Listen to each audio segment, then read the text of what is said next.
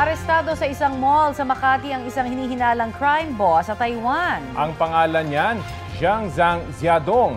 Inaresto ng mga operatiba ng CIDG at PAOK si Jiang dahil sa kasong paglabag sa Comprehensive Firearms and Ammunition Regulations Act.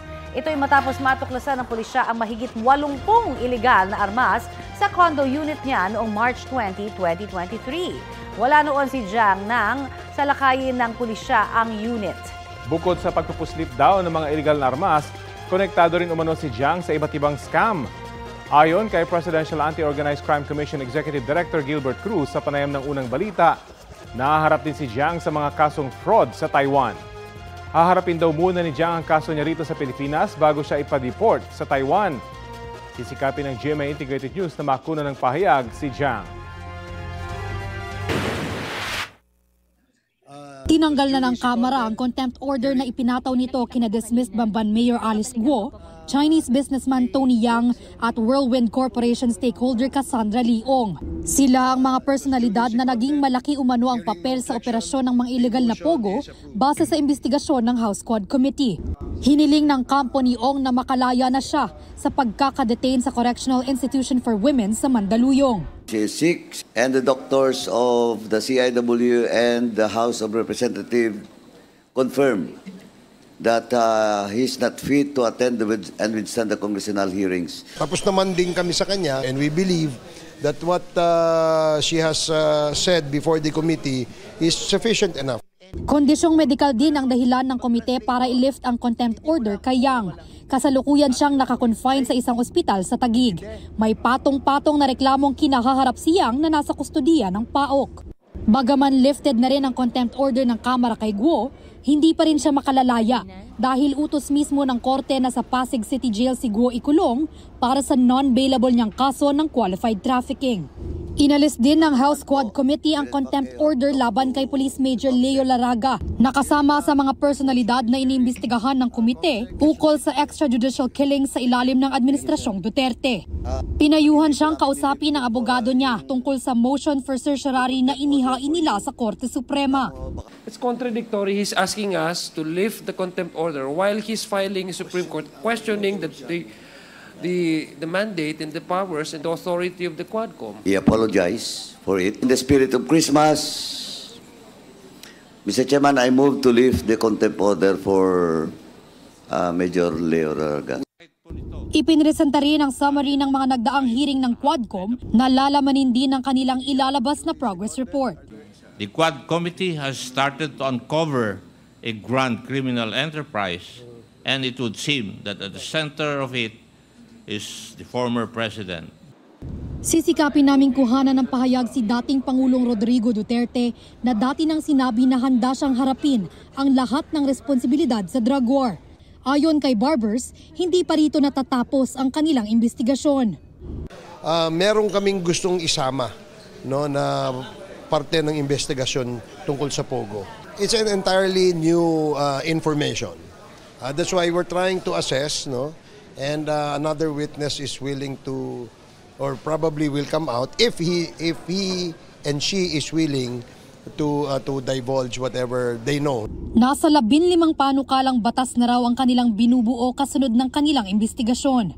Bea Pinlac, nagbabalita para sa GMA Integrated News.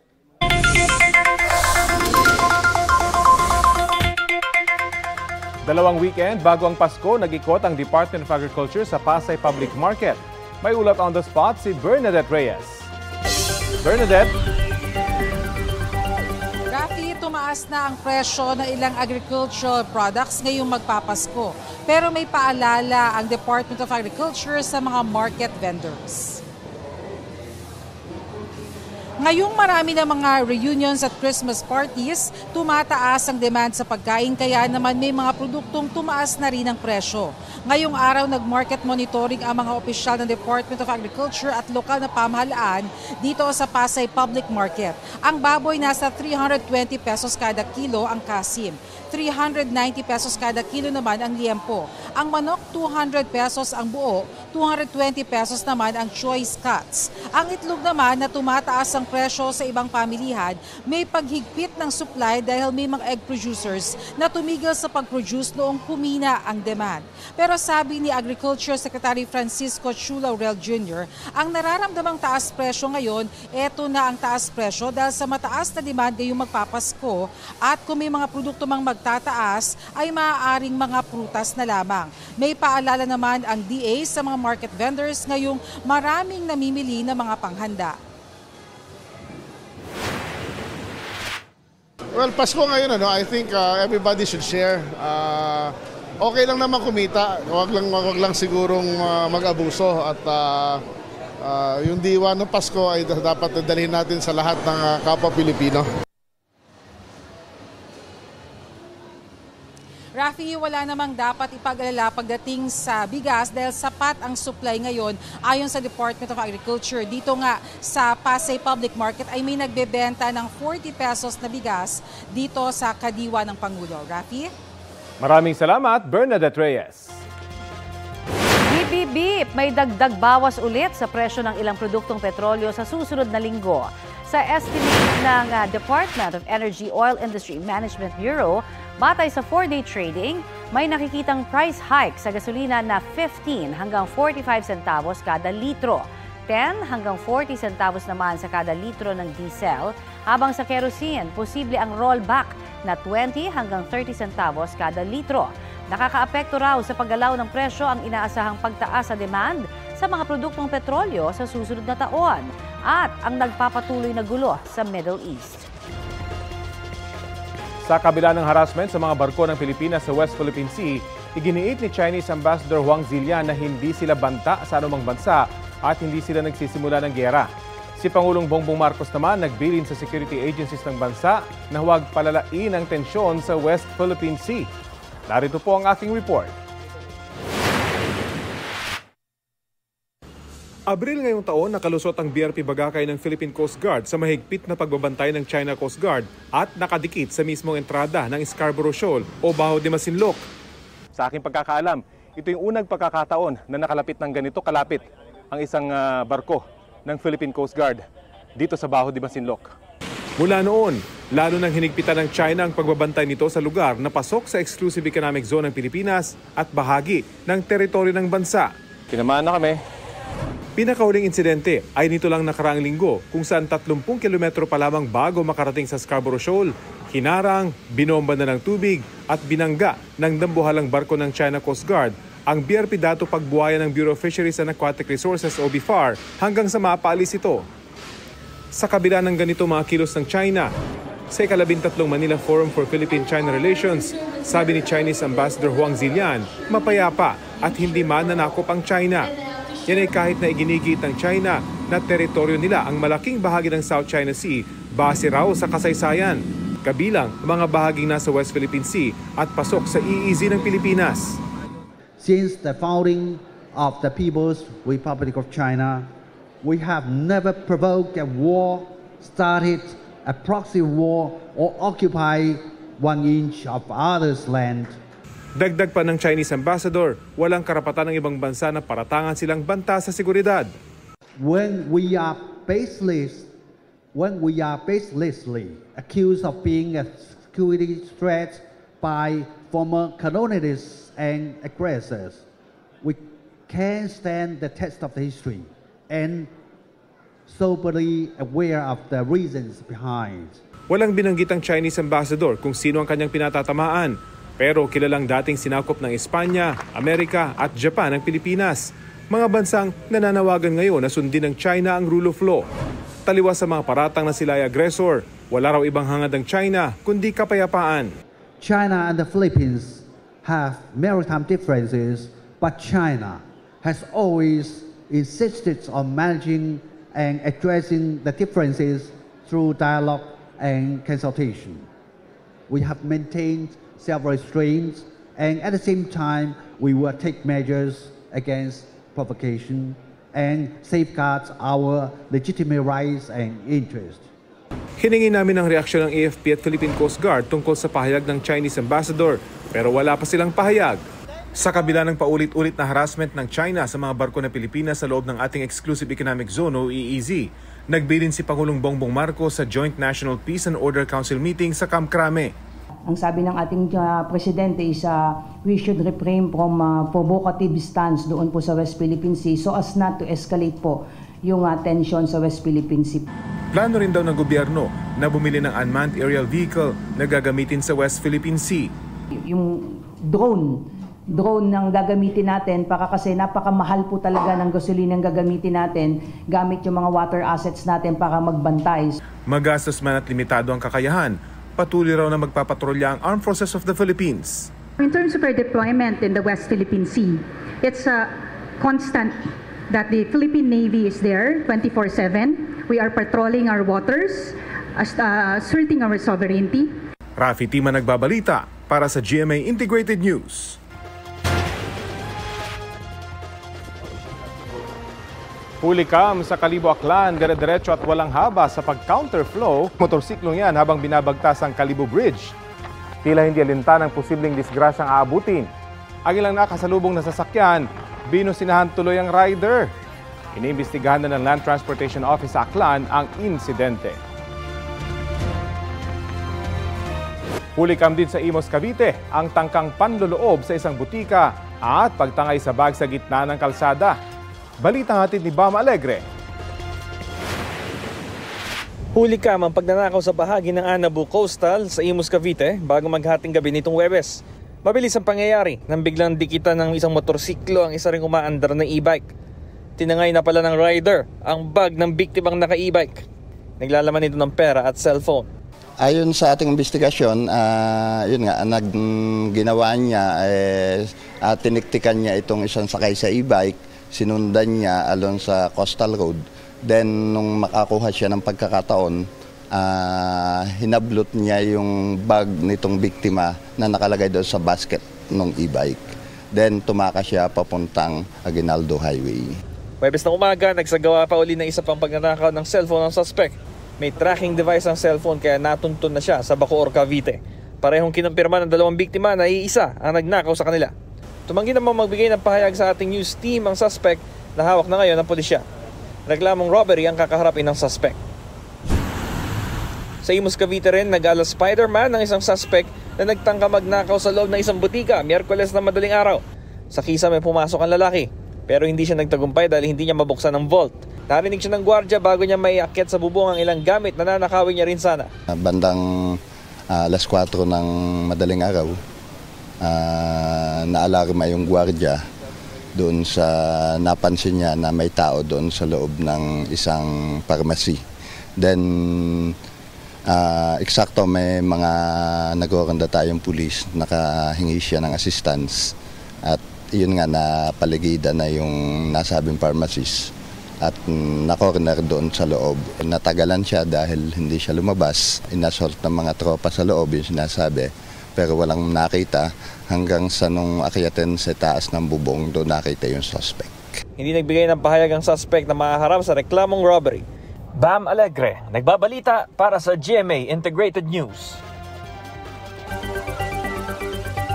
Connie, kung merong gusto nang umuwi, meron namang handang magdiwang ng Pasko at Bagong Taon dito sa Evacuation Center sa La Casillana sa Negros Occidental kung sakaling magpapatuloy pa ang aktibidad ng Bulkan Kanlaon. Siksikan sa isang silid ang 11 miyembro ng pamilya Bahar dito sa Evacuation Center sa bayan ng La Casillana. Meron pang mga maliliit na bata na kasama rin ng pamilya na lumikas bunsod ng pagputok ng Mount Calaon noong Lunes. Kahit posibleng tumagal pa ang mga ito sa evacuation center, mas pipiliin na lang umano ng mga ito na huwag munang bumalik sa kanilang bahay sa barangay Kabagnaan na malapit sa bulkan. Ngunit may iba namang nais nang umuwi. Kahit 83 anyos na, malakas pa rin umano ang isa sa mga lumikas na si Tatay Juanito. Kaya naman kahit nakatira sa paanan ng bulkan, ay mas pipiliin na lang daw ito o nito na umuwi na. Sanay na kasi siya sa sitwasyon ng bulkan kaya hindi na masyadong kabado.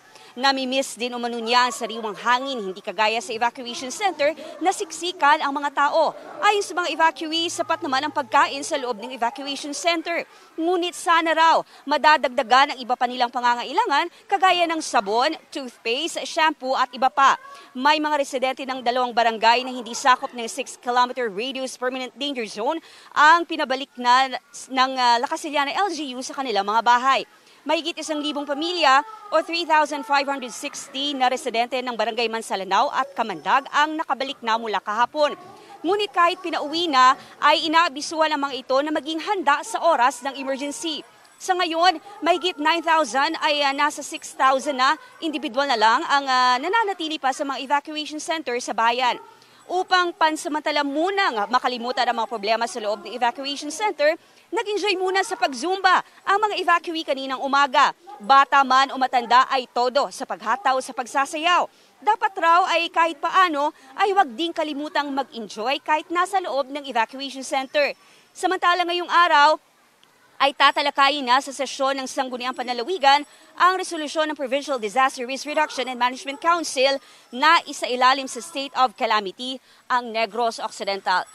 Connie, una nang nagpahayag ng pagkabahala ang Lacasiliana LGU na hindi sapat ang pondo para sa mga evacuees dito sa bayan. Kaya naman malaking tulong ang Quick Response Fund sa pangangailangan ng mga evacuees sa mga evacuation center.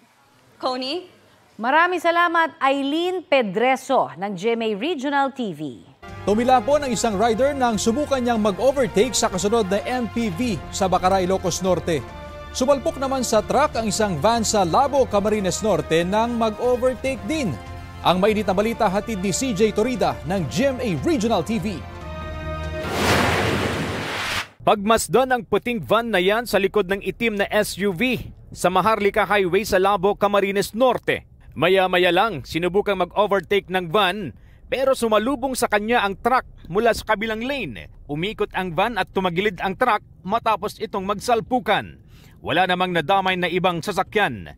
May apoy na sumiklab sa truck habang yupi naman ang harapang bahagi ng van. Inaalam pa ang ibang detalye mula sa mga driver na parehong sugatan. Tumilapon sa bukid sa gilid ng kalsada ang isang big bike sa Bacara, Ilocos Norte. Base sa investigasyon, sinubukang mag-overtake ng motorsiklo sa kasunod nitong MPV na naka-signal light noon pakaliwa. Bumangga ang motor sa sasakyan hanggang sa tumama ito sa karatula at dumiretso sa bukid. Sugatan ang rider. Ligtas naman sa insidente ang driver at mga sakay ng MPV. Sa bayan naman ng Vintar sa Ilocos Norte pa rin, nasagi ng isang SUV ang kasalubong nitong trailer truck. Nasira ang kaliwang bahagi ng SUV. Ligtas naman ang sakay ng parehong sasakyan. Wala pang pahayag ang parehong driver, pati ang provincial government ng Ilocos Norte na nagmamay-ari sa trailer truck. CJ Torida ng GMA Regional TV, nagbabalita para sa GMA Integrated News.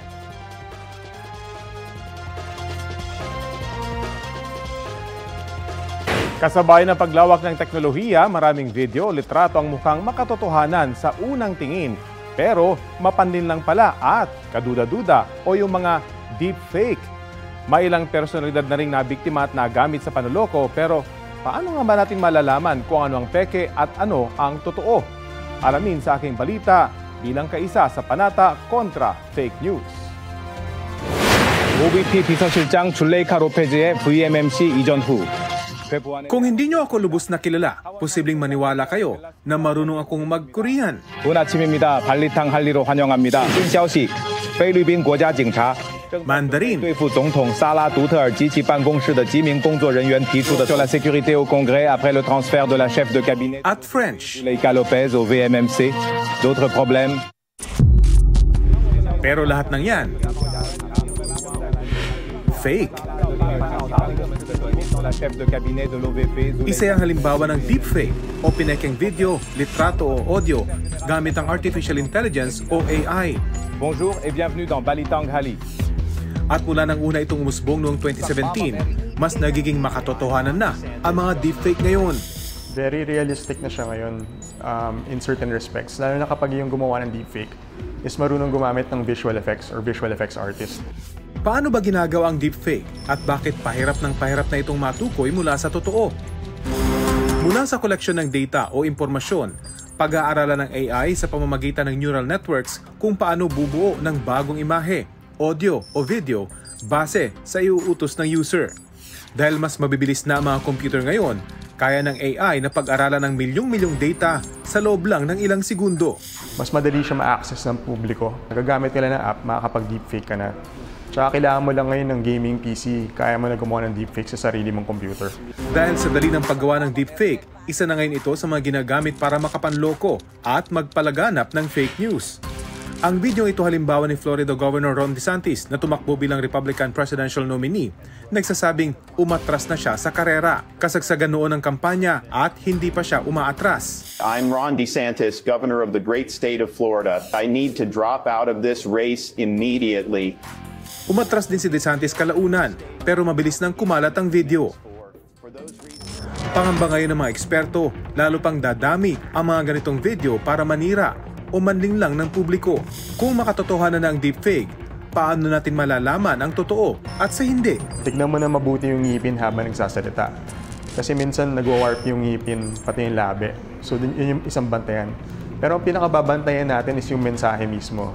Tanungin natin kung may parang agenda ba itong video na pinapanood natin. Ayon sa isang eksperto, sa content o mensahe raw mismo malalaman kung ang isang video ay deepfake o hindi. Suriing mabuti kung ano ang sinasabi sa video. Tugma ba sa personalidad ng nagsasalita ang mensahe? Ito ba ang unang pagkakataon na sinabi niya ito? Dapat matuto tayo to think of the context. Ano ibig sabihin nun? Ano yung intention or mukhang intention nung content or video? May sinisiraan ba?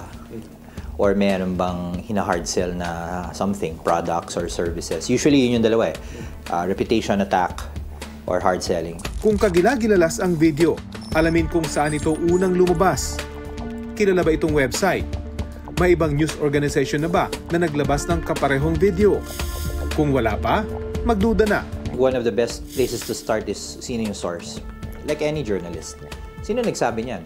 Is it a credible source? Or it's some random website lang, some random page? Doon ka magsisimula. And then later, ano ba yung ina-allege ng post na yan? Dahil naglipa na ang fake news lalo't papalapit na ang eleksyon, mahalaga raw na bawat isa maging fact-checker. Si Celine Samson, head ng online verification ng Verifiles, pansin daw na pahirap ang pag-fact-check sa dami ng naglalabasang disinformation. Dumami talaga, especially with the introduction of new social media platforms.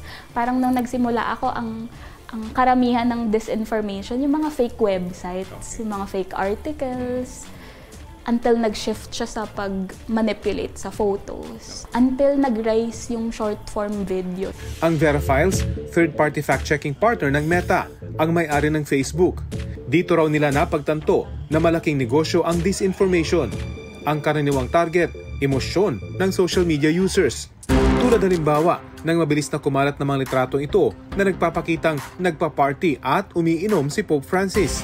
Pero peke ang mga litrato na AI-generated ayon sa pagsusuri ng Verifiles. Gusto kang ginagalit or pinapalungkot ka para yung gagawin mo sa daliri mo, either to share or mag-react ka doon sa post.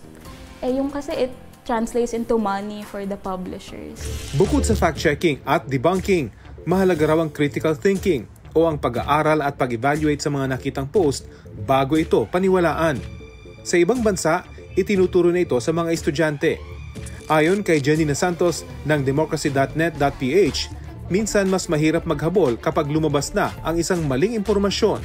Importante po yung tinatawag din na pre-bunking kung saan sinisigurado natin na mauuna tayo sa pagpapakalat ng totoong impormasyon.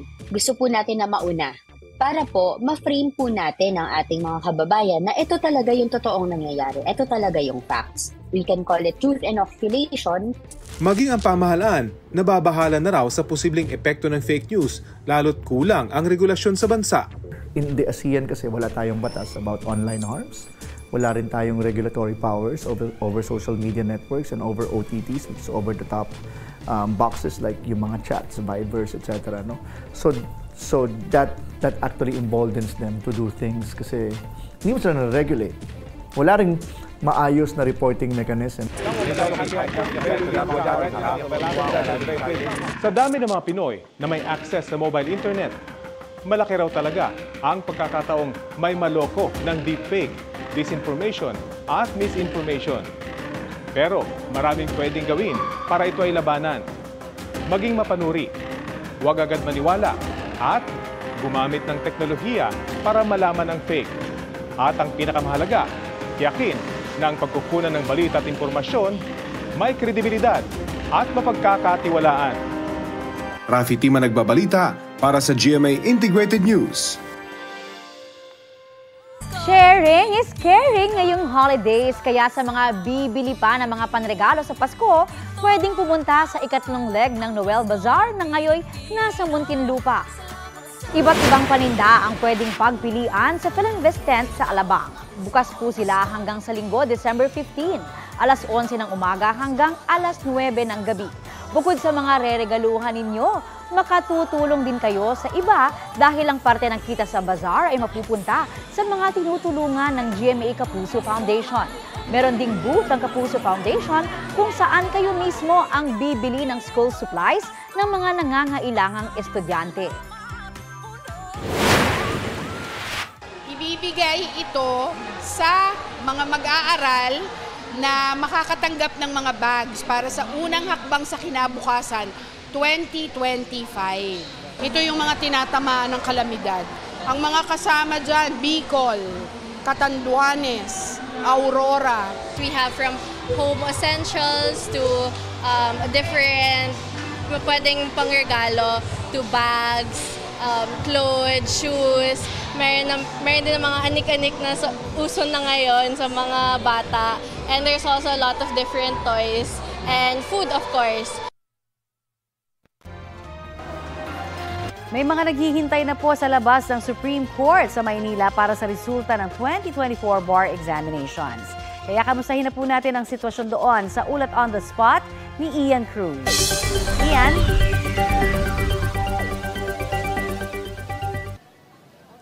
Yes, Connie, inaasahang alas 12 nga ng tanghali ay ilalabas na ang resulta ng bar exams. Kaya naman sa ngayon pa lamang ay marami na mga bar takers, kanilang kaibigan at kaanak ang narito sa courtyard ng Supreme Court. Bandang alas 11 ng umaga nang buksan nga itong gate ng Supreme Court at kahit ngayong umuulan-ulan ay patuloy lang sila sa pananatili dito. At Connie, inaasahan nga bukas itong courtyard ng Korte Suprema hanggang 6 p.m. ngayong araw. Bago ang pagpapalabas ng resulta, magde-deliver na mensahe si 2024 Bar Chairperson Associate Justice Mario Lopez ukol sa bar statistics tulad ng passing rate at top notchers. Matapos ang announcement sa session hall, magtutungo si Associate Justice Lopez sa courtyard ng Supreme Court para ibigay ang go signal ng formal release ng listahan ng mga nakapasa sa 2024 bar exams. Ipapakita sa LED wall dito sa SC pati na sa kanilang website at sa kanilang mga social media accounts ang resulta sa nakalipas na 10 taon. Nasa mahigit 31% ang average na passers ng bar exams. Pinakamataas ang naitala noong 2020-2021 bar exam sa 72.28%. So magbabalik pa tayo, Connie, sa iba pang mga kaganapan ito sa Korte Suprema. Balik muna sa iyo. Maraming salamat, Ian Cruz.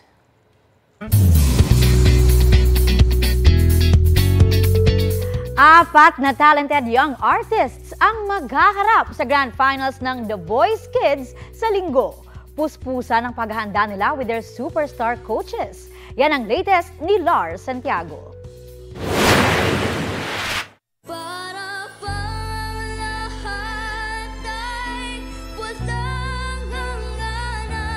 Kapag ang tatay niyang OFW ang pinag-uusapan, nagiging emosyonal si The Voice Kids Grand Finalist at pambato ng Team Spellbound na si Hebron Ekal.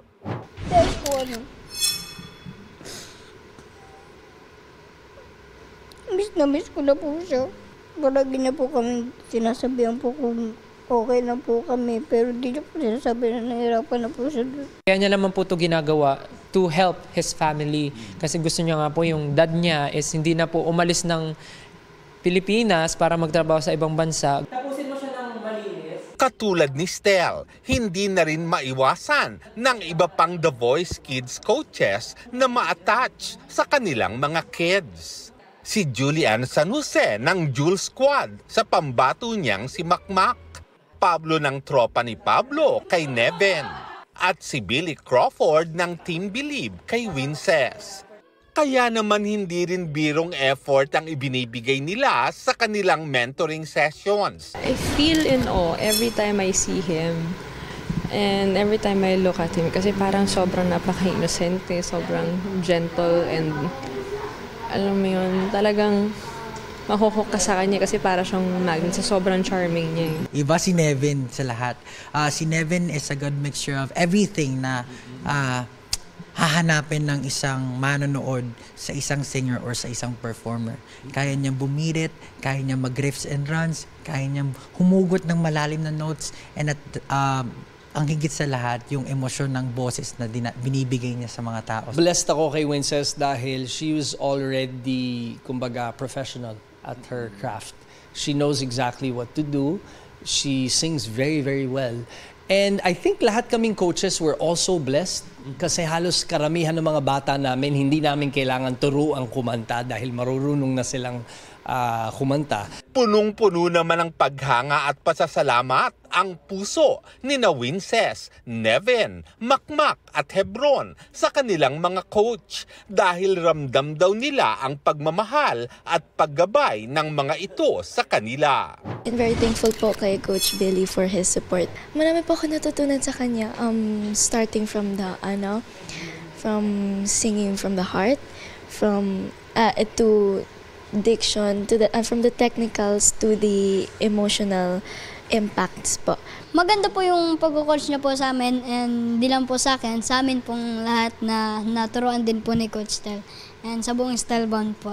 Masaya po siya magturo. Kay Coach Pablo, thank you po sa pag-support at pag-trust po sa aking singing talent at sa pagbigay po sa akin ng chance na makapunta po dito sa The Voice Kids, at promise ko pong gagawin ko pong pinaka-best ko po. Coach Yuli, salamat po sa Panginoon na pinili mo po ako sa semifinals, and ito na po, mas gagalingan ko po sa grand finals, and ipapanalo po natin ang Team Jewel Squad. Lar Santiago nagbabalita para sa GMA Integrated News.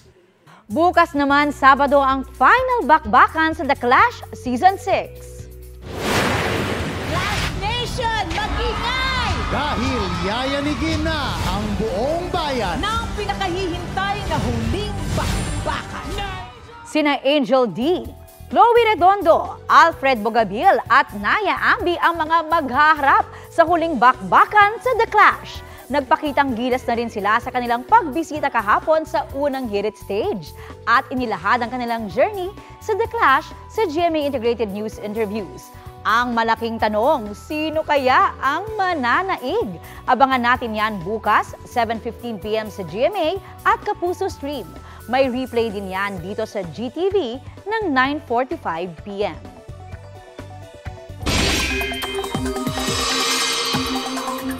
Update tayo sa lagay ng panahon pati sa bagyong inasang na mamuo sa darating na linggo at pagbaha sa ilang lugar sa Mindanao. Kausapin natin si Pag-asa Weather Specialist Ana Cloren Horda. Magandang umaga at welcome sa Balitang Hali. Yes po, magandang umaga rin po sa ating lahat. Opo, gaano po kalaki yung tsansang may mabuong bagyo sa linggo ng December 15 hanggang 21? Yes po, Sir Rafi. No? So meron po tayong mga moderate chance po na meron po tayong ma-develop o mabuo na isang bagyo sa nito pong week po na to or sa by next week po, no, meron po tayong chance na isang low pressure area na posible po maging isang bagyo. Pero yun nga po, sa kasalukuyan, nasa light to moderate po yung chance po na ito po ay ma-develop o matuloy po bilang isang bagyo. Kung ma-develop po ito, papasok po kayo ito sa Philippine Area of Responsibility? Sa ating latest analysis po ay posible ito ay mabuo bilang isang bagyo paglapit niya po or pagpasok niya na sa ating area of responsibility. So kung ano po ay nasa loob na po siya ng PAR kapag ito po ay naging isang bagyo. Okay. Isang mga lugar pong posible maapektuhan kung sakali? Sa ating pagtaya po, posible itong kahit hindi po siya maging bagyo, kahit mag-isang low pressure area lamang po ito, ay posible po magdulot ito ng maulan na panahon sa may Mindanao area, pati na rin po itong eastern section ng Visayas. Paano po yan sa Mindanao? May mga pagbaha at landslide. Ano pa ba yung mga nagpapaulan dyan? At ano yung asahan nila sa mga susunod na araw? Yes po Sir Rafi, dahil sa Intertropical Convergence Zone, ang bahagi po ng Mindanao nitong mga nakaraang araw at hanggang ngayon po yung Southern Mindanao ay apektado pa rin po nitong ITZZ. Kaya po may mga pag-ulan pa rin o mga scattered rain showers pa rin po tayong inaasahan, lalo na po sa may Basilan, Sulu, Tawi-Tawi. At yun nga po, pagpasok ng LPA, posibleng embedded o nakaloob po siya dun sa Intertropical Convergence Zone. At yung ITZZ po kasi ito po yung breeding ground din natin ng mga low pressure areas at yung mga LPA po na to ay may chance po na maging isang bagyo. So posibleng embedded po dyan sa ITZZ yung sama ng panahon na posible po maranasan ng Mindanao area pagsapit po nitong linggo na to o nitong coming week po. So talaga marami silang aabangan dyan. Sabi po ng World Meteorological Organization, posible raw magkaroon ng La Nina. Pero saglit lang, apektado po ba yung Pilipinas at mag-aanunsyo na po ba yung Pag-asa kung may La Nina nga dito sa Pilipinas o wala? Yes po, base po sa analysis na ating mga climatologists, ay ngayong pong Disyembre, posible pa rin po nating maranasan yung La Nina-like condition. So ito pong mga pag-ulan, ito pong above normal rainfall condition po na naranasan sa ibang lugar, ay isang indikasyon po na meron po tayong La Nina-like condition. So hindi lang po tayo o nakakaranas ng full-blown La Nina. Pero po yung mga indicators po ng La Nina ay nararanasan po natin ngayon. Pero pagsapit po ng next year, posible pong bumaba yung chance na makaranas po tayo ng La Nina. Okay, maraming salamat po sa oras na ibinahagi niyo sa Balitang Hali. Salamat po, magandang umaga. Si Ana Cloren Horda ng Pag-asa. Dead on arrival sa ospital ang 3 Boy Scouts matapos makuryente sa isang campsite sa Zamboanga City. Ayon sa mga otoridad, inutusang mag-ipat ng tent ang ilang Boy Scouts nang tumama sa kawad ng kuryente ang isang bahagi nito habang hawak nila. 3 sa kanila na pawang senior high school students ang napuruhan. 12 iba pa ang nagtamo ng mga sugat at paso sa katawan. Mahigit 2,000 Boy Scouts ang nasa Zamboanga City para sa citywide jamboree sa Barangay Pasunangka. Dahil sa insidente, ipinag-utos na ng mayor ng Zamboanga City na kanselahin ang aktibidad at pauwiin na ang mga estudyante. Bumuo na ng task group ang pulisya para imbestigahan ang insidente. Nauwi sa gulo at takbuhan ang masaya sanang fireworks competition sa Oroqueta, Misamis Occidental nang mapunta ang mga paputok sa mga nanonood. Sa Bacolod City naman, isang sasakyan ang bumaliktad matapos bumangga sa poste sa Center Island. Ang miinit na balita hatid ni Cyril Chavez ng GMA Regional TV. Nagliwanag ang kalangitan sa isinagawang Grand Fireworks Display Competition nitong Sabado sa Oroqueta City sa Misamis Occidental. Ang mga dumalo, aliw na aliw sa panonood. Maya-maya pa, biglang nagkagulo at nagsitakbuhan ang mga nanonood. Ang pataasan ng direksyon ng paputok at pailaw napunta sa direksyon ng mga nanonood. Ayon sa lokal na pamahalaan, posible na aksidenteng natumba ang fireworks dahil sa malakas na hangin. Wala namang malubhang nasaktan sa insidente, sabi ng BFP. Bago ang kompetisyon, dumaan sa kanilang inspeksyon ang setup ng mga kalahok at pumasa naman ang mga ito. Dahil magpapatuloy pa rin ang kompetisyon tuwing weekend hanggang Pasko, masihigpitan daw ng BFP ang pag-inspeksyon sa safety measures. Titiyakin naman ng LGU na masusunod ang mga pulisiya para iwas aksidente. Sa kuha ng CCTV sa Araneta Street, Barangay Pahanukoy, Bacolod City, makikita ang mabilis na pagpapatakbo ng pribadong sasakyan. Nagdire-diretso sa Center Island at bumangga sa isang poste ang sasakyan. Bumaliktad ito habang natumba naman ang poste. Wala namang ibang motorista o sasakyang nadamay. Ayon sa Traffic Enforcement Unit ng Bacolod City Police, nagtamo ng ilang sugat sa kamay at tiyan ang driver. Walang pahayag ang driver, pero ayon sa pulisya, hindi naman siya nakainom ng alak. Sa Mandaue, Cebu, 7 establisimento ang ipinasara ng PAGCOR matapos bawiin ang kanilang gaming license. Ang mga negosyong apektado, sangkot umano sa e-casino, sports betting at customer relations provider.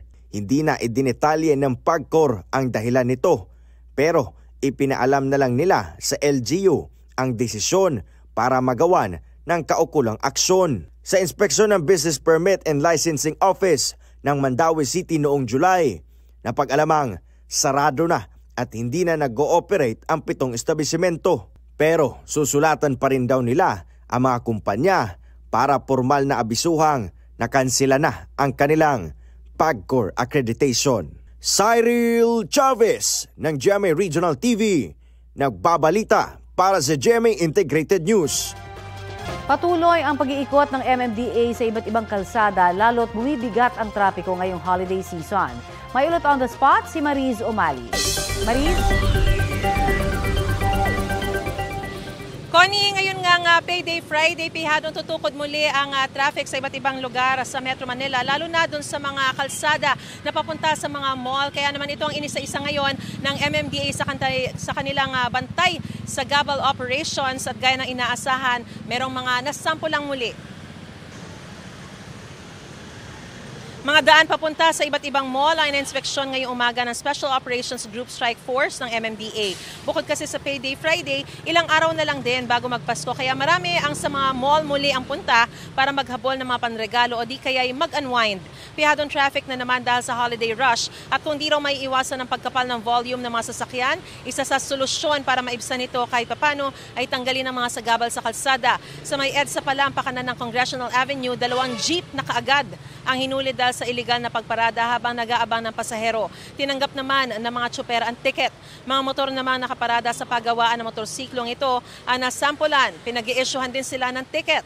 Pero ang SUV sa tapat ng eskwelahan ng BJMP tinona dahil nakaparada na sa sidewalk at iniwan pa ng driver. Tiniketan pa ang iba pang mga sasakyan, mapamotor o sasakyan na nakaparada sa labas ng eskwelahan. Kinakain na kasi nito ang daanan ng mga tao. Samantala, Connie, nagpapatuloy ang MMDA sa kanilang pag-iikot at pag-iinspeksyon at paalala pong muli kung nagbabala kayo na pumunta sa mga mall, habanan inyong pasensya at siguraduhin ding baunin ng disiplina para iwas huli at aberya. Connie?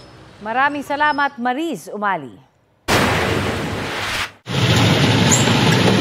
Sa kulungan ng bagsak ng 24 anyos na lalaking ito, nauna sa most wanted list person sa Baseco, Maynila.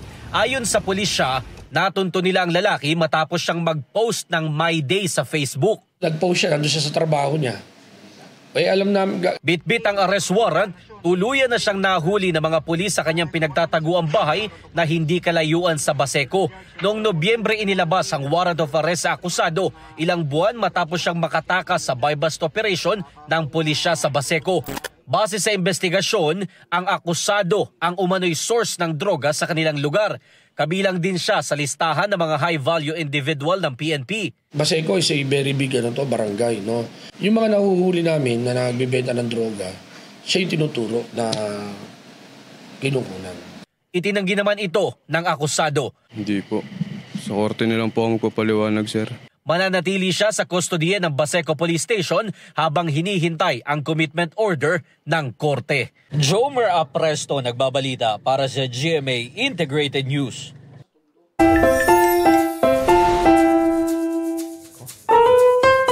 Mga kapuso, alam niyo ba itong maneki-neko na pampaswerte na pusa Oo, diba? Ay, naku, kitang-kita yan. Parang ganyan yung bida natin ngayon. Ang pusa sa Makati City na todo bantay sa mga barya. Iso lang. Iso nga lang. Ayun hands off sa ipo ng pusang si Botchok. Huwag nang susubo kung ayaw makatikim ng meow-shell arts. Ito kasing si Muning protective sa mga kaching-kaching. Viral ang video ni Botchok with 1 million views. Aba, trending! Happy weekend po sa ating lahat. Ito po ang Balitang Hali at bahagi po kami ng mas malaking misyon. 12 araw na lang, Pasko na! Ako po si Connie Season. Rafi Tima po. Kasama niyo rin po ako, Aubrey Caramper. Para sa mas malawak na paglilingkod sa bayan. Mula sa GMA Integrated News, ang News Authority ng Filipino.